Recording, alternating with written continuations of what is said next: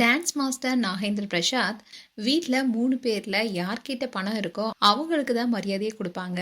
அது மட்டும் இல்லாம பிரபுதேவா அண்ணாவுக்கு பொண்ணு வந்ததுக்கு அப்புறமா எல்லாமே மாறி போச்சுன்னு பல விஷயங்களை குறித்து உருக்கமா பேசியிருக்காரு நாகேந்திர பிரசாத். இந்த விஷயம் தான் இப்ப பேசும் பொருளா இருக்கு. நடிகர் பிரபுதேவாவுடைய தம்பி தான் நாகேந்திர பிரசாத். பிரபுதேவா நடனத்துறையில தனக்குன்னு தனி அடையாளத்தை உருவாக்கியிருக்காரு. இப்படி பெரிய பேர்களுக்கு இடையில தம்பியா இருப்பது எவ்வளவு பெருமை கொடுத்தாலும் அதே நேரத்துல ஒரு அமைதியான அழுத்தத்தையும் கொடுக்குதுன்னு நாகேந்திர பிரசாத் பேசியிருக்காரு.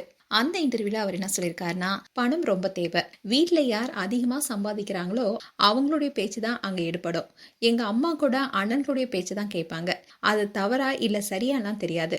ஆனா வீட்டுக்குள்ளேயே ஒரு வித்தியாசம் இருக்கும்னு சொல்லியிருக்காரு. பிரபுதேவா சின்ன வயசுலயே வேலைக்கு போய் குடும்ப பொறுப்பை ஏத்துக்கிட்டாரு. பிரபு அண்ணன் 14 வயசுலயே வெளியே போயிட்டாரு. அவர் வீட்டுக்கு வந்தாலே அவருக்குன்னு ஒரு தனி மரியாதையே இருக்கும். அதோட சினிமாவில் நல்ல ஆரம்பம் இருந்தும் நடுவில் எனக்கு ஏற்பட்ட இடைவெளி தான் வருத்தமாக இருக்கு. அந்த கேப்ல தான் எல்லாருமே முன்னாடி போனாங்க. ஆர்யா, ஜீவா மாதிரி பல பேர் வந்துட்டாங்க. அந்த இடைவெளியில தான் வெளிநாட்டில இருந்து கொரியோகிராஃபில் மாஸ்டர்ஸ் படிச்சது, கொலம்பியா பிக்சர்ஸ் லொகேஷனில் மேனேஜராக வேலை பார்த்தது, இது எல்லாமே அவருடைய வேறொரு பக்கங்களாக இருந்திருக்கு.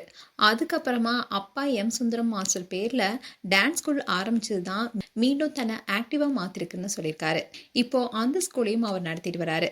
அப்பப்போ சினிமா வேலைகளும் ஈடுபட்டுட்டு வராரு. அண்ட் பிரபுதேவோடைய பெண் குழந்தை குறித்தும் பேசியிருக்காரு. அதாவது எங்க குடும்பத்துல எல்லாருக்குமே ஆண் குழந்தை தான். முதல் முறையா பிரபு அண்ணாவுக்கு தான் பெண் குழந்தை பிறந்தாங்க. அதுக்கப்புறமா தான் ஒரு பாண்டிங்கே வந்துச்சு. அந்த பொண்ணுக்காக இதை செய்யணும் அதை செய்யணும்னு நாங்கள் யோசிக்க ஆரம்பிச்சிருக்கோம். அவளுக்கு என்னென்னலாம் செய்யணும்னு பேசுவோம். இப்போதான் எங்களுக்குள்ள நல்ல பந்தம் உருவாயிருக்குன்னு சொல்லியிருக்காரு. அது மட்டும் இல்லாம ராஜசுந்தரம் முன்னணி நடன இயக்குனராக தனி பாதையை உருவாக்கியிருக்காரு. பிரபுதேவாவோ இந்திய அளவுல டான்ஸ் ஐக்கானா உயர்ந்திருக்காரு. ஆனா இவங்க 2 பேருக்கும் ஒரு தம்பியா இருக்கிறது எனக்கு பெருமை தான். அதே நேரத்துல அவங்க கூட ஒப்பிடுறதையும் தவிர்க்க முடியாதுன்னு ரொம்பவே உருக்கமா பேசியிருந்தாரு.